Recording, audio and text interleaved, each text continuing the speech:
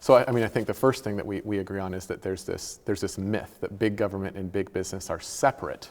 Yes. Right? The left-wing people, right, they think big business is bad. Yes. Right-wing people think big government's bad. And so they're in this sort of like war in this sort of at the surface of the political discourse. Yeah. It makes it seem like there's this war between big government and big business. Yeah. Right? But if you look more closely, yeah. right, there's actually not a war, right, between these. That's what Tim Carney, I liked his Yes. phrase, it's called the big myth, that these are always separate. Yeah. Because obviously we think of things like the lobby groups, yeah. right, big corporations that have tons of money to spend on lobbyists that go change laws and create more regulations, right, to give them an unfair competitive advantage in a market.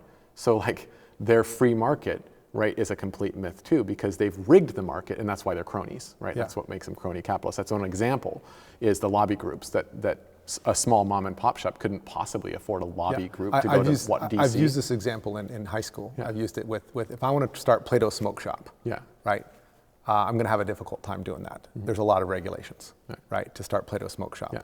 And Philip Morris has a pretty big monopoly on that. Mm-hmm. And he lobbied, and this was in Carney's book. Remember, he lobbied and lobbied for years to get rid of advertising. Yeah. So I would be able to advertise for Plato Smoke Shop because he helped make a law that made that illegal because cigarettes are unhealthy. Right.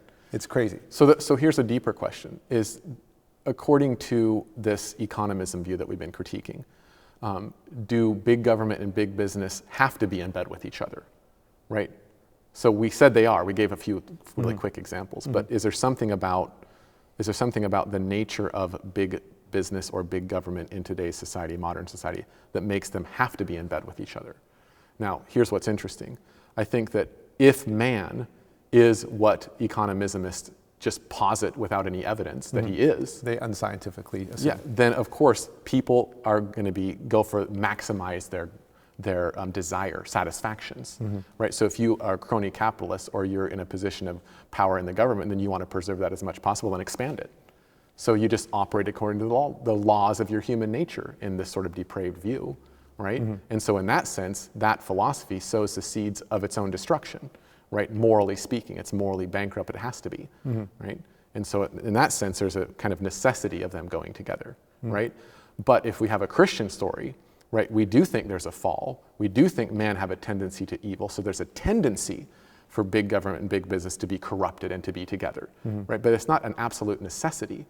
For example, there can be a big business, like say Mondragon in Spain, right? This worker-employee cooperative business, right? With 100,000 employees, 80,000 of them are owners, right? And they're very successful in terms of economically, but they aren't depraved in this way of being completely tied in bed with the government. In fact, what's awesome about them is they are independent. They are an example of subsidiarity, right? They have their own banking system, their own insurance system, their own university. That's awesome. They're a success story for what we would call a third way or Catholic social teaching principles, Yeah. right? So big government and big business doesn't have to be crony, but given human nature, according to the Christian point of view, there's a tendency for it. Right. But it's even worse if you have the economism view, because that's just man doing what he's supposed to do, is getting as much power as possible and holding it as long as possible. It necessitates that. Yeah, I get it.